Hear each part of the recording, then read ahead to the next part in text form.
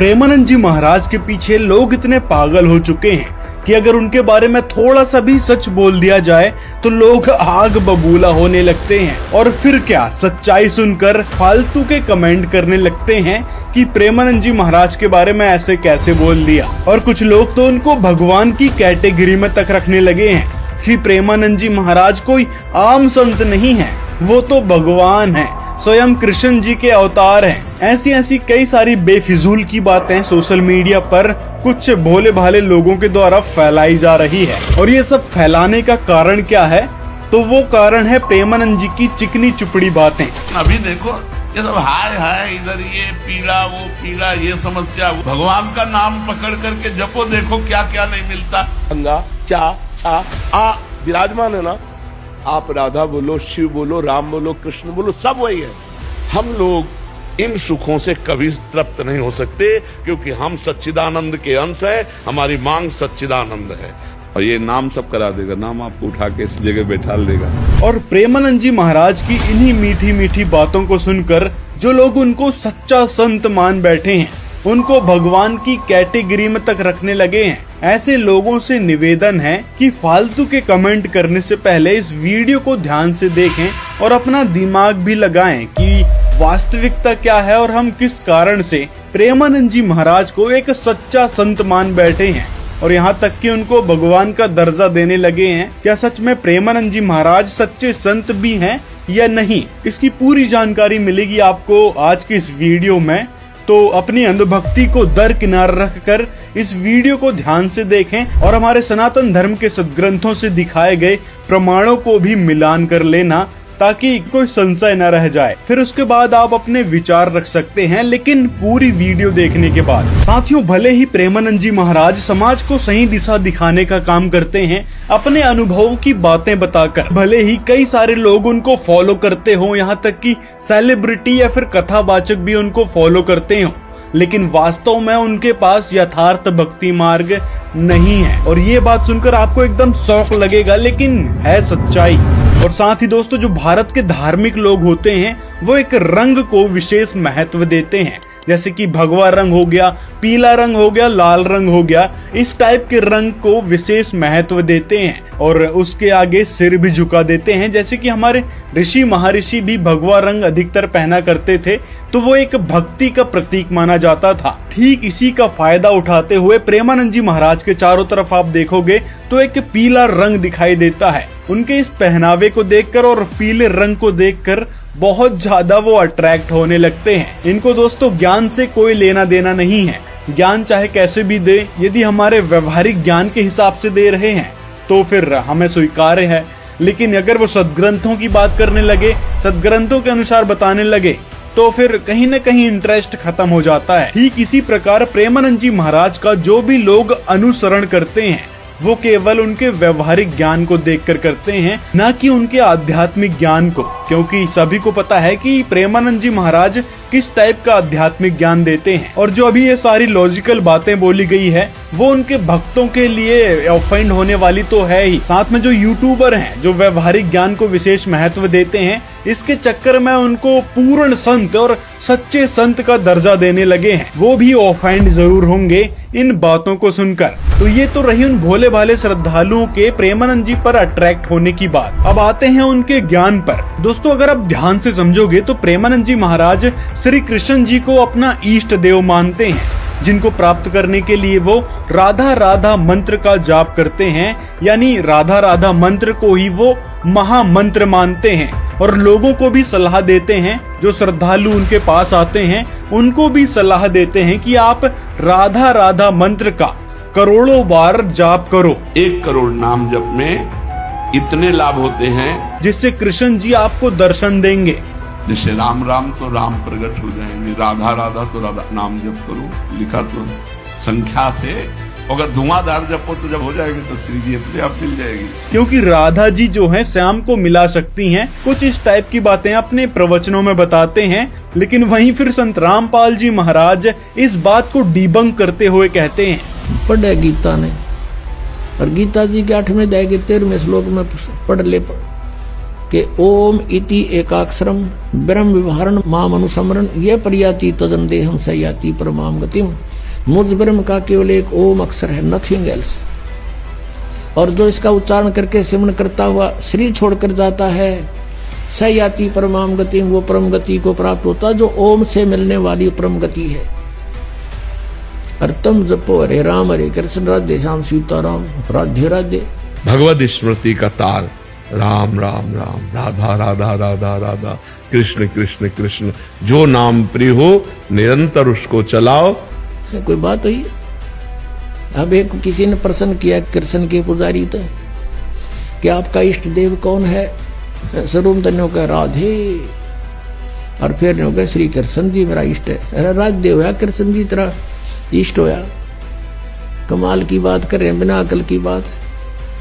अब राधे श्री कृष्ण जी की वो थी प्रेमिका, और कोई मित्र उससे पहले उसकी प्रेमिका का नाम लेता जूत तोड़े न बाजेगा उनका, यारी तोड़े टूट लेगी उनकी। यानी वो कृष्ण जी की पूजा कर राजदेव श्रद्धा कर रहे। थरा गजब हो, ये था सिर पैर है कोई? श्रद्धालु कहते हैं गुरु जो कहते हैं वो सत्य होता है। जब गुरु है सत्य को नहीं, उनका ज्ञान सत्य कितना होगा? जब गुरु ही नकली है, इनको कह कह का पता नहीं, तो इनका ज्ञान हो ही नहीं सकता सत्य। लेकिन वो अनजान श्रद्धालु उनको गुरु मान रहे हैं, सतगुरु मान रहे हैं, और वो कति अज्ञानी है। अब ये दास के वर्ड जो आज सुन रहा हो कोई प्रथम बार, तो न्यू सोचेगा कि रामपाल तो अपने आप ने सब तो विद्वान मान रहा है। कि नहीं, दास कोई विद्वान नहीं, लेकिन गॉड गिवन ज्ञान जरूर है दास के पास। विद्वान तो परमात्मा है, और उन्होंने ज्ञान हमें दे रखा, उस ज्ञान का एक डंडोरा पीट रहा दास तो, कि ये ऐसा है ऐसा है ऐसा है, बस भगवान ने बता रखा है। उसका दिया हुआ धन है, दास आपको बांट रहा है, कोई ले सकता है तो ले लीजिए। और ये जो मंत्र इन्होंने सिलेक्ट किया है राधा राधा, ये मंत्र भी इनको किसी भी गुरु ने नहीं बताया है कि भाई आप राधा राधा मंत्र का जाप करो जिससे वो श्याम मिलेंगे या फिर भागवत की प्राप्ति होगी। ये सारी जो थ्योरी है राधा राधा नाम जप करने की, ये सब प्रेमानंद जी महाराज की अपने अनुभव से बनाई गई मनगढ़ंत थ्योरी है, जिसको ये लोगों पर थोपने का जबरन प्रयास करते हैं। क्योंकि राधा राधा मंत्र किसी भी हमारे धार्मिक सदग्रंथों में लिखा ही नहीं है। चाहे आप वेद देख लो, पुराण देख लो, गीता देख लो, किसी भी सदग्रंथ में राधा राधा मंत्र का कोई प्रावधान नहीं है। और प्रेमानंद जी महाराज भी स्वीकार करते हैं कि शास्त्रों में जो बातें लिखी हैं, हमने वही बातें अपनानी चाहिए। तस्मात् शास्त्रम प्रमाणम ते कार्यो व्यवस्थितो। शास्त्र जो कह रहे हैं वो सत्य है, वो असत्य नहीं है। अब हम बहुत छोटे हैं, कूप मंडूक हैं, लेकिन शायद प्रेमानंद जी ने जो बातें शास्त्रों में पढ़ी हैं, उनको केवल सुनाना सीखा है, खुद पर अमल करना नहीं। क्योंकि प्रेमानंद जी महाराज को अपनी मन गढ़ंत थ्योरी पर ज्यादा विश्वास है कि हम जो बातें बताएंगे उससे श्री जी प्रसन्न हो जाएंगे। श्री जी बहुत सरल स्वभाव की हैं, वो हमको तुरंत ही कृष्ण जी से मिलवा देंगी यदि हम उनका जाप करेंगे, उनको याद करेंगे। तो देखिए आप श्री जी के बारे में ब्रह्म वैवर्त महापुराण में क्या लिखा है। यहाँ पर राधा जी के बारे में महादेव जी कह रहे हैं कि राधा ने प्रणय कोप से श्री कृष्ण जी के पास जाकर उनसे कुछ कठोर शब्द कहे, और उन कठोर शब्द को सुनकर सुदामा ने जब इनका विरोध किया तो इस पर राधा जी ने उसे असुर होने का श्राप दे दिया।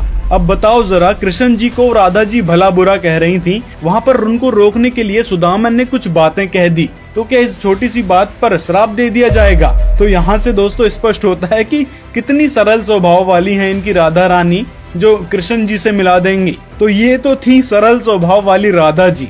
अब आपको दिखाते हैं कृष्ण जी उर्फ विष्णु जी के बारे में। यहाँ पर नीचे जब सुदामा को श्राप दे दिया राधा जी ने, तो वह फिर अगले जन्म में तुलसी का पति शंखचूर्ण बना। यानी जो सुदामा वाली आत्मा थी वो अगले जन्म में शंखचूर्ण नाम का असुर बना था, जो कि तुलसी जी का पति था। और इस कथा के बारे में शिव महापुराण के युद्ध कांड के अध्याय 31 में भी जिक्र आता है कि शंखचूर्ण जो था वो पूर्व जन्म में श्री कृष्ण जी का भक्त सुदामा नामक गोप था। वह जब छोटा था तो कृष्ण जी के साथ रास लीलाएं किया करता था। अब उसके बाद जो असुर शंखचूर्ण की पत्नी थी तुलसी, जो एक सती थी, यानी अपनी पतिव्रता धर्म का पालन करती थी, लेकिन फिर विष्णु जी ने क्या किया, उस शंखचूर्ण को मारने के चक्कर में तुलसी का पतिव्रता धर्म नष्ट कर दिया, जिसका प्रमाण शिव महापुराण के रुद्र संहिता में भी मिलता है। ब्रह्म वैवर्त पुराण कोड नंबर 631 के अध्याय 19 पृष्ठ 181 पर भी मिलता है।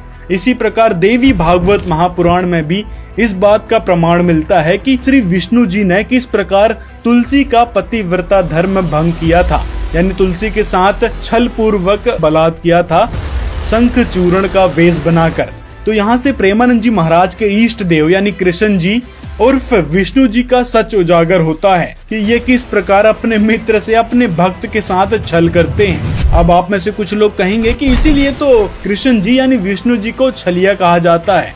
तो भाई ये छल कोई उपाधि नहीं है, छल एक घटिया और निचले स्तर का काम है। संत रामपाल जी महाराज ऐसे ऐसे ढेरों प्रमाण जन समाज को दिखाते हैं, जिसके कारण आज हमको ज्ञान हुआ इन सभी देवी देवताओं का, कृष्ण जी का, विष्णु जी का, यहाँ तक कि त्रिदेव यानी ब्रह्मा विष्णु महेश के बारे में भी इस देवी भागवत महापुराण में बहुत सारी बातें कही गई है। और इन सभी देवी देवताओं से ऊपर भी कोई और परमात्मा है, जिसके बारे में संत रामपाल जी महाराज ने पवित्र सदग्रंथों से प्रमाण दिखाकर बताया है कि वो परम अक्षर पुरुष है, जिसे सदग्रंथों में सच्चिदानंद घन ब्रह्म और वासुदेव की संज्ञा भी दी गई है, जो कि इन त्रिदेव ब्रह्मा विष्णु महेश और कृष्ण जी रामचंद्र जी से बिल्कुल ही अलग है। तो उन्हीं परमेश्वर की अद्वितीय जानकारी सिर्फ और सिर्फ संत रामपाल जी महाराज जी ने बताई है, न कि प्रेमानंद जी महाराज ने या फिर अन्य गुरु संत या कथावाचक या मंडलेश्वर शंकराचार्यों ने। हमने यहाँ आकर के 36 खत्म कर लिए। कैसे कर लिए? कभी हम शिव की पूजा करते हैं, उसको मालिक मान बैठते हैं, कभी हम गणेश को मालिक मान बैठते हैं, कभी हम विष्णु जी को, कभी हम अन्य देवी देवताओं या गांव के किसी भैरव भूत बेतालों को। और ये ऐसे सक्षम नहीं हैं जो हमें कुछ सुख दे सके। ये ना हमें दुख दे सकते, ना ये हमें सुख दे सकते, क्योंकि ये केवल हमें किया कर्म ही देते हैं। और पूर्ण परमात्मा सत्य पुरुष कबीर देव, कबीर साहब, ये हमारे सभी संकटों का निवारण करते हैं। ये सक्षम है। हमारे जीवन में आने वाले यानी प्रारब्ध में, किस्मत में किसी भी प्रकार का कोई संकट है, उसका ये निवारण सहज में कर देते हैं। ये कब करते हैं? जब हमारी आस्था 100% कबीर परमेश्वर में हो जाएगी और अन्य किसी भी देव से हम कोई भी वस्तु की डिमांड स्वप्न में भी नहीं करेंगे। किसी भी प्रकार का कोई संकट है तो अपने परमात्मा कबीर जी से ही हम अर्जी लगाएंगे हृदय से।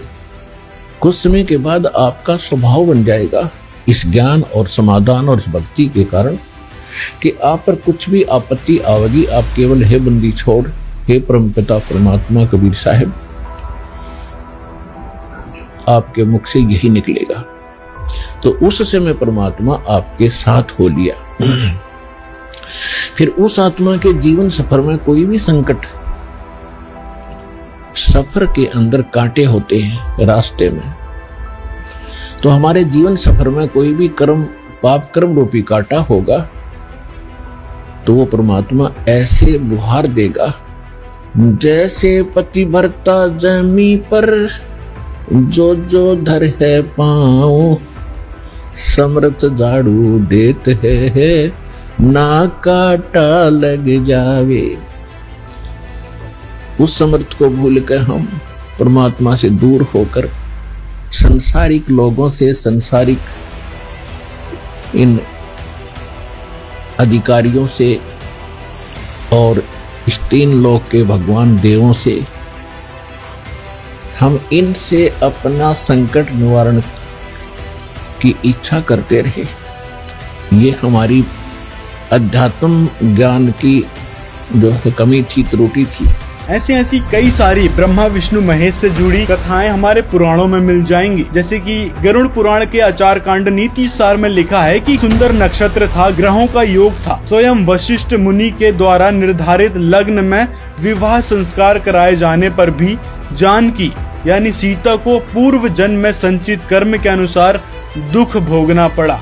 विशाल जंघाओं वाले श्री राम, शब्द की गति से चलने वाले श्री लक्ष्मण तथा सघन केस वाली सुलक्षणा सीता जी, ये भी तीनों जब अपने कर्म के अनुसार दुख के भाजन हो गए तो सामान्य जन के विषयों में कहना ही व्यर्थ है। न पिता के कर्म से पुत्र को सद्गति मिल सकती है और न पुत्र के कर्म से पिता को सद्गति मिल सकती है।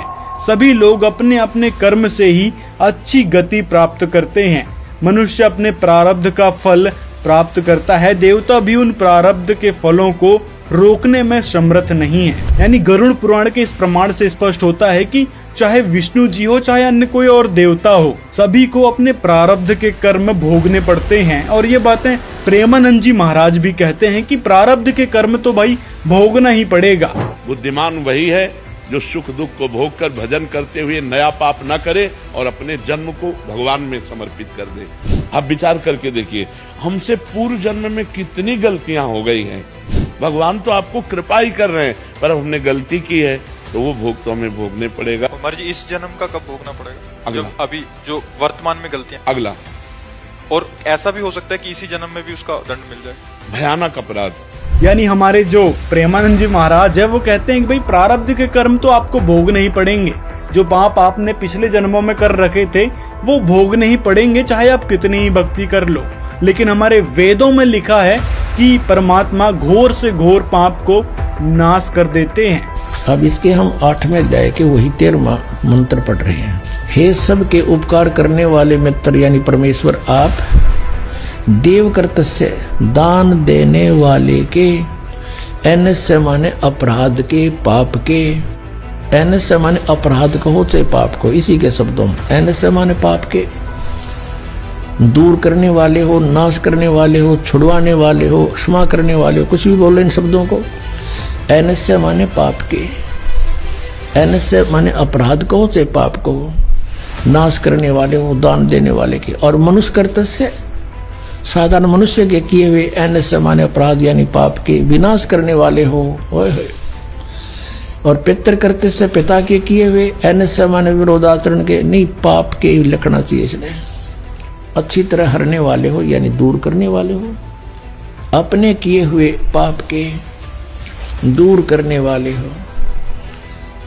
एनस्य एनस्य अधर्म के अधर्म यानी पाप के पाप, घोर पाप के नाश करने हारे हो।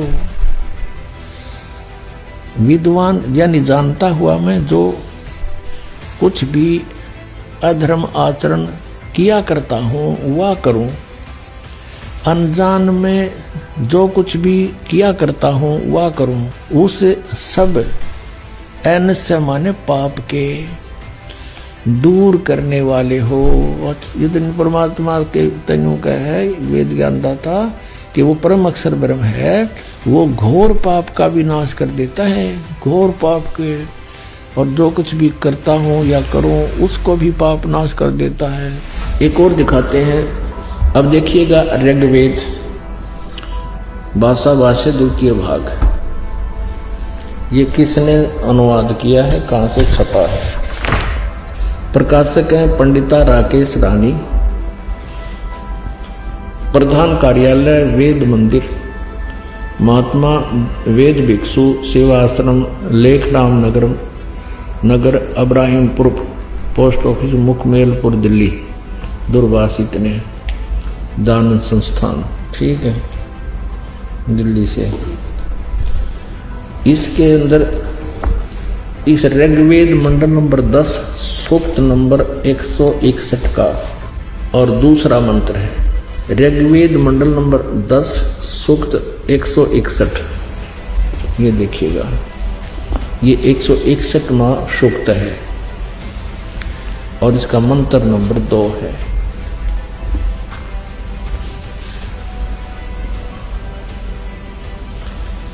यदि किसी रोगी की जीवन शक्ति समाप्त हो, यदि वह सीमा से भी परे हो गया है, यदि वह मृत्यु के सन्निकट चला गया है, तो भी उसे मैं भारी कष्टप्रद रोग के पंजे से मुक्त कराऊं तथा उसे 7 वर्ष के जीवन हेतु 100 वर्ष के जीवन हेतु सत सरदाए, यानी सत माने 100, शरद माने सर्दी ऋतु, नो का आग्रह इसने 40 दिवाली खा रखी है। ऐसे ये यानी 7 वर्ष के जीवन हेतु बल संपन्न करूं। भावार्थ, यदि रोगी की जीवन शक्ति समाप्त हो, यानी जीवन खत्म हो रही है और उसका रोग सीमा को पार कर गया है, तब भी परमात्मा उसे इस कष्टप्रद रोग से मुक्त कर 7 वर्ष यानी 100 वर्ष का जीवन दे सकता है। ऐसे ही फिर भागवत महापुराण में कृष्ण जी ने इन देवी देवताओं के बारे में कहा है कि ये देवी देवता जो है पाप का पूरा नाश नहीं कर सकते, क्योंकि उनकी उपासना से भेद बुद्धि का नाश नहीं होता और वो बढ़ती ही जाती है। परंतु यदि घड़ी तो घड़ी महापुरुष की सेवा की जाए तो वो सारे पाप ताप मिटा देते हैं। और ये महापुरुष प्रेमानंद जी महाराज जैसे नहीं हैं जो कृष्ण जी को ही इष्ट मान बैठे हैं। ये उन महापुरुष के बारे में कहा गया है जिसके बारे में गीता अध्याय 4 के श्लोक 34 में बताया है कि वो तत्वदर्शी संत होगा जो परमेश्वर की यथार्थ जानकारी बताएगा, वास्तविक तत्व ज्ञान कराएगा। तो वह तत्व ज्ञान न तो प्रेमानंद जी महाराज के पास है, क्योंकि वो व्यवहारिक ज्ञान को विशेष महत्व देते हैं और उसी आधार पर शास्त्रों के श्लोकों को फिट करने की कोशिश करते हैं। गीता का एक सूत्र लागू होता है, स्वधर्मो निधनो श्रेया पर धर्मो भयावह। और ये बातें सच है, चाहे उनके भक्त ऑफेंड हो या नाराज होकर किनारे पर बैठ जाएं, लेकिन सच्चाई यही है कि प्रेमानंद जी महाराज पास वह यथार्थ भक्ति साधना नहीं है जो हमारे शास्त्रों में वर्णित है। प्रेमानंद जी महाराज को तो ब्रह्मा विष्णु महेश के माता पिता के बारे में तक नहीं पता है, जो कि उन पुराणों में ही लिखा है। शिव महापुराण, देवी भागवत महापुराण, इन पुराणों में ही इन तीनों देवताओं के बारे में और इनके माता पिता के बारे में बताया गया है, जो कि संत रामपाल जी महाराज ने सदग्रंथों से ही निकाल कर जन समाज के समक्ष रखा है। आगे इस भागवत महापुराण में कृष्ण जी ने खुद ही कहा है, मिट्टी पत्थर काष्ठ आदि पार्थिव विकारों को ही इष्ट देव मानता है तथा जो केवल जल को ही तीर्थ समझता है, ज्ञानी महापुरुष को नहीं, वह मनुष्य होने पर भी पशुओं में भी नीच और गधा ही है। आगे आपको और भी प्रमाण दिखाते हैं देवी भागवत महापुराण से इन ब्रह्मा विष्णु महेश के बारे में, जो कि संत रामपाल जी महाराज जी ने आज हमारे समक्ष रखा है। जैसे देवी भागवत महापुराण प्रथम खंड अध्याय 27 में लिखा है कि समय आने पर देव की प्रेरणा से, यहाँ पर जो देव की लिखा है, वास्तव में यहाँ पर आप संस्कृत वाले श्लोक में आओगे तो यहाँ काले लिखा है, यहाँ पर वास्तव में देव की नहीं काल आना चाहिए था। समय आने पर काल की प्रेरणा से मनुष्यों को सुख दुख, आयु, जीवन तथा मरण ये सब निश्चित रूप से प्राप्त होते हैं। अपना अपना समय पूरा हो जाने पर ब्रह्मा विष्णु और महेश भी नष्ट हो जाते हैं। इंद्र सहित सभी देवता भी अपनी आयु के अंत में विनाश को प्राप्त होते हैं। अब ये काल कौन है, इसके बारे में यदि डिटेल में जानना है तो संत रामपाल जी महाराज का यह डेडिकेटेड वीडियो आप देख सकते हैं, जिसका लिंक आपको डिस्क्रिप्शन में मिल जाएगा। अब आपको आगे शिव महापुराण में भी दिखाते हैं इन ब्रह्मा विष्णु महेश के बारे में। शिव महापुराण के रुद्र संहिता सृष्टि खंड में यहाँ लिखा है कि वह शक्ति अंबिका कही गई है, यानी देवी दुर्गा। उसी को प्रकृति, सर्वेश्वरी और त्रिदेव जननी, यानी तीनों देवताओं की माता, ब्रह्मा विष्णु महेश की माता, त्रिदेव जननी, नित्य और मूल कारण भी कहते हैं। यहाँ पर जो प्रकृति शब्द है, यानी दुर्गा जी को प्रकृति कहा गया है, तो इसी का जिक्र पवित्र गीता जी में भी मिलता है। यहाँ पर आगे लिखा है सदाशिव, यानी वही जो देवी भागवत महापुराण में जिसे काल कहा गया है, वही काल यहाँ पर सदाशिव रूप में है। सदाशिव द्वारा प्रकट की गई उस शक्ति की 8 भुजाएं हैं। इससे स्पष्ट होता है कि वह दुर्गा जी हैं, जिसे सदाशिव ने प्रकट किया है, वही सबकी योनि है, यानी देवी दुर्गा जी ही सबकी योनि है। और ये बात पवित्र गीता जी में भी मिलती है। और वे सदाशिव, जिसे परम पुरुष ईश्वर शिव शंभु और अनीश्वर भी कहते हैं। यहाँ पर ध्यान रखने वाली बात है कि जो ब्रह्मा विष्णु महेश हैं, यानी शिव जी हैं, वो अलग हैं और ये अलग हैं। यहाँ पर इनको सदाशिव बताया गया है जो कि दुर्गा जी के पति हैं और ब्रह्मा विष्णु महेश के पिताजी हैं। अब देखो वहाँ पर जो सदाशिव था वो यहाँ पर नीचे आ काल रूपी ब्रह्म आ गया, यानी उस काल रूपी ब्रह्म ने एक ही समय शक्ति यानी देवी दुर्गा के साथ शिवलोक नामक क्षेत्र का निर्माण किया। इसी प्रकार आगे देखिए देवी भागवत महापुराण में फिर लिखा है कि ब्रह्मा विष्णु महेश और इंद्र आदि जो देवता तथा मुनिगण हैं वे भी अपनी आयु के परिणाम काल तक ही जीवित रहते हैं। नीचे लिखा है कि अपनी आयु का अंत हो जाने पर ब्रह्मा विष्णु महेश इंद्र और भी आदि जो देवता हैं वो विनिष्ट हो जाते हैं। तो दोस्तों ये सारा ज्ञान सृष्टि रचना में संत रामपाल जी महाराज जी ने डिटेल में बताया है कि वास्तव में ये काल ब्रह्म किस प्रकार के छल करता है, देवी दुर्गा जी किस प्रकार से हमको बांधे रखती हैं और अपने पुत्र ब्रह्मा विष्णु महेश को तरह तरह से गाइड करती रहती हैं। तो बहुत सारी जानकारी संत रामपाल जी महाराज ने ही इस आध्यात्मिक मार्ग में खोली है, न कि प्रेमानंद जी महाराज या फिर अन्य किसी और संत ने इस बात को जन समाज के समक्ष रखा है। मतलब संत रामपाल जी महाराज जी एकमात्र ऐसे संत हैं जो यथार्थ आध्यात्मिक ज्ञान दे रहे हैं, सबसे हटके ज्ञान दे रहे हैं, और वो भी पवित्र सदग्रंथों से निकाल कर कि देखो हमारे सदग्रंथों में ये बातें लिखी थी, लेकिन ये हमारे नकली गुरु हमको हुआ भाई ज्ञान सुनाया करते थे, सुनी सुनाई बातें ही आगे सुनाया करते थे। और उनके मुंह में जबान निरा सदमा सा हो गया सबके, सांस नहीं काटते। बोलो बताओ, या तो मैं गलत कह रहा हूँ तो बताओ रामपाल गलत कह रहा है बताओ कितने चूज हो गए वो सारे। कहते हैं तारा मंडल बैठ कर चांद बड़ाई खावे, उदय भया जब सूरज का स्यों तारों छप जावे।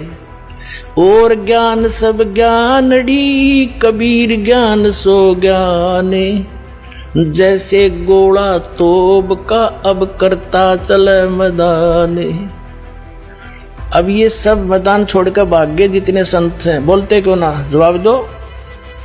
तो इससे बुद्धिमान समाज समझ जाएगा कुछ दिन में कि कख नहीं इनके पास, और बुद्धिमता इन महापुरुषों की ये होगी। ये स्वयं कह दें भाई कोई बात ना, देखो वही सदग्रंथ है जिनको मानते थे, उन्हीं में प्रमाण दास ने दे दी। ये सच्चाई है तो इन्होंने भी कहना चाहिए इस बात को। और कोई इसमें हार जीत नहीं होया करती, हार जीत तब मूर्ख आदमी बनाया करे। हम परमात्मा के बच्चे हैं, सारे कष्ट पा रहे हैं यहाँ पर, और इनका बहुत बड़ा उपकार हो जाएगा जब अपने मुंह से जल्दी कह देंगे ना, तो सब समझ जाएंगे वे सचमुच सच्ची कहे हो। क्योंकि कुछ एक संतों ने तो ये कह दिया है कि रामपाल की पुस्तक नहीं पढ़ना, रामपाल का सत्संग नहीं देखना। तो क्या वो मित्र है उनके? वो तो दुश्मन है। सबका सुनो सत्संग और कंपेयर करो, सबके साथ तुलना करो, तो संत नहीं है। जैसे ईसा मसीह जी ने कहा था कि ये तुम्हारे जो गुरु हैं ये तुम्हें बहुत अच्छे लगते हैं, बड़े शरीफ दिखाई देते हैं, पर ये तुम्हारे दुश्मन हैं। ये भेड़ नहीं, ये भेड़िए हैं। तुम इनको भेड़ समझते हो, ये भेड़िए हैं, तुम्हारे जीवन का नाश कर रहे हैं। हरी नहीं बात था, उसको क्रश करवा दिया था। वो उपकारी आदमी था, और उन दुष्टों ने अपना, क्यों उसमें शिक्षा थी को नहीं, राजाओं को बका दिया, प्रजा को बका दिया, और उस महापुरुष को क्रश करवा दिया, उस महापुरुष को। और वही तरीका दास के साथ अपनाया था करुत्था कांड कराने के लिए। लेकिन अब मालिक का साथ था हमारे, और उसका वचन था, प्रमाण हमारे साथ थे, सीडी हमने बनाकर समाज में भेज रखी थी। तो वही काम दास के साथ करना था। करुत्था कांड झूठ चाट बोल कर अफवाह फैला के इतना अफवाह फैला दी जब समाज में, मुझे मारने के लिए कि इसको मार भी देंगे तो जनता ने कहेगी ठीक हो गया, निकम्मा आदमी था, मारना चाहिए था। उसी उद्देश्य से उन्होंने फिर आक्रमण किया करोथा आश्रम पर, इस मुख्यमंत्री हरियाणा के भूपेंद्र सिंह हुड्डा के कहने से। इसी कारण इन नकली गुरुओं के बारे में यहाँ पर देवी भागवत महापुराण में बताया गया है कि वो सारे पाखंड मत को अपनाने वाले हैं, वेद विरुद्ध साधना करते हैं। क्योंकि वेदों में उस पूर्ण परमात्मा के बारे में बताया गया है जो कि ब्रह्मा विष्णु महेश ब्रह्म दुर्गा जी इनसे अलग हैं, और यहाँ तक कि पाप नाशक भी उस परमात्मा को बताया गया है। कि हमारे जो प्रारब्ध के बुरे कर्म हैं उनको भी परमात्मा नाश कर देता है। फिर क्या बताया कि डेरे डंडे खुश रहो, ये खुश रे लहन मोक्ष। और ध्रुव प्रहलाद जो पार हो गए थे फिर गृहस्थी में के दोष, कितना साधारण तरीके से हमारा जो अज्ञान अंधेरा साफ किया भगवान ने कि आप जी ध्रुव जी को प्रहलाद जी के तो खूब गुण गाते हो कि मुक्ति प्राप्त कर गए। ये क्या थे? ध्रुव 5 वर्ष की उम्र में घर छोड़ गया था और इसने परमात्मा मिल गए, ध्रुव को तो मिल गए और लाखों वर्ष बैठ गए उन्हें ना मिले। कहने का भाव ये है कि पिछले जन्म जन्मांतर से कोई साधना करता हुआ आ रहा था और उस साधना के कारण कौन मिला? इसको विष्णु आ गया और विष्णु से इसने क्या मांगा? मुझे अटल राज दे दो। तो इसने राज दे दिया क्योंकि इसका वर्क डन मिल गया। मोक्ष नहीं हुआ, भगवान से दौरे बैठा रहा, जब तक सतलोक नहीं जाएंगे तो उस भगवान के मिलने का लाभ क्या हुआ? 120 वर्ष परमात्मा यहाँ रहे, काशी में ना जाने कितना न देखे। और भगवान शंकर और पार्वती इकट्ठे रहा करते, जब तक नाम नहीं ले लिया पार्वती ने उसकी उतनी भी राहत ना मिली जो उस मंत्र से मिलनी थी जो शंकर जी देते। तो भगवान के मिलने मात्र से मोक्ष नहीं है। तो कहने का भाव यह है कि ध्रुव ने फिर राज्य किया, विवाह किया और उसके जो मौसी का लड़का था उत्तम वो मारा गया था, उसकी पत्नी भी उसी के साथ रही। उसके बाद प्रहलाद ने ब्याह किया, संतान हुई। बलि राजा जिसने 100 यज्ञ किए थे 100 मन की, जिससे वो इंद्र की गद्दी प्राप्त करना चाहते थे, जिस कारण से भगवान 52 रूप बनाकर आए थे, वो बलि जो है प्रहलाद का पोता था और बैलोचन उसका पुत्र था प्रहलाद का। तो प्रहलाद ने ब्याह करवाया, ध्रुव ने ब्याह करवाए। तो यहाँ परमात्मा समझाना चाहते हैं कि डेरे डंडे खुश रहो। डेरा माने घर। कई ये कहते हैं कि गुरु जी ब्रह्मचारी हो और चेले गृहस्थी हो, वाह रे शेरो। अब भक्ति तो देखो दोनों ने करनी पड़ेगी, गुरु जी ने भी और चेले ने भी, और एक जैसा। और ठीक है, जो ब्रह्मचारी रहना बुरा नहीं, और केवल ये कहना कि ब्रह्मचारी ही गुरु हो सकता है, ये मूर्खता है। परमात्मा विधि विधान से मिलेगा, उसको कहते परमात्मा कहते हैं अगर तुम यही मानते हो कि बाल ब्रह्मचारी रहे और जंगलों में रहे और तभी भगवान मिलेगा, उसके लिए उदाहरण दे रहे हैं कि डेरे डंडे खुश रहो, ये खुश रे लहना मोक्ष, ये हिजड़े पार ना होते। अगर केवल ब्रह्मचारी रहने मात्र से ही तुम मानते हो मोक्ष हो जाएगा, तो इन खुसरों का नंबर तो आप तो पहले आना चाहिए था। और फिर कहते हैं ध्रुव प्रहलाद भी पार हो गए, तुम कहते हो, तो फिर गृहस्थी में के दोष। अब परमात्मा का कहने का ये तात्पर्य नहीं है कि खुसरे मोक्ष नहीं पाएंगे, यानी मुक्ति मनुष्य जीवन हो, चाहे वो खुसरे हैं, ये भी तो मानुष है, इनमें सब बुद्धि है और स्त्री है पुरुष है। इस विधि से मोक्ष प्राप्ति होगी मानव शरीर में। तो परमात्मा ने ये बताना चाहिए, जैसे परमात्मा कबीर जी ब्रह्मचारी थे, वो तो मालिक है, उनको तो ये वासनाएं निकट भी नहीं है, लेकिन एक गृहस्थी क्रम करके दिखाया उन्होंने। 2 बच्चे मुर्दे जिंदे करे थे किसी कारण से, किसी की शर्त पे, और 2 माता पिता थे। मुंह बोले जन्म नहीं था मालिक का, वो नीरू नीमा उठा लाए थे दाता को, जब सतलोक से आकर कमल के फूल पर विराजमान हुए थे लहर तारा तालाब में। तो ये परिवार था दाता का, और परिवार में रहे, परिवार गृहस्थी का वाला कर्म किया, सारा कपड़ा बुना करते थे और भगवान की भक्ति भी करते थे, परिवार का पोषण भी करते थे, भक्ति भी करते थे का मतलब हमें दिखाते थे कि भक्ति करनी पड़ेगी, और इतना भी गुजर मालिक दे दे तो भी पर्याप्त है। तो आज के समय में वह पूर्ण संत जो यथार्थ भक्ति विधि बता रहे हैं वो सिर्फ और सिर्फ संत रामपाल जी महाराज हैं। उनसे नाम दीक्षा लें और अपना आत्म कल्याण करवाएं और अपने प्रारब्ध के बुरे कर्मों से, अपने संकटों से मुक्ति पाएं। तो समर्पित हो जाएंगे, वो हमें फिर सभी सुख देगा उस पिता की तरह जो अपनी संतान को देता ही है। तो आपके ऊपर एक विशेष रहम किया है दाता ने, ऐसे समय में मानुष जीवन दिया और फिर पिछले शुभ संस्कार आपके यहाँ प्रेरित करके लाए हैं।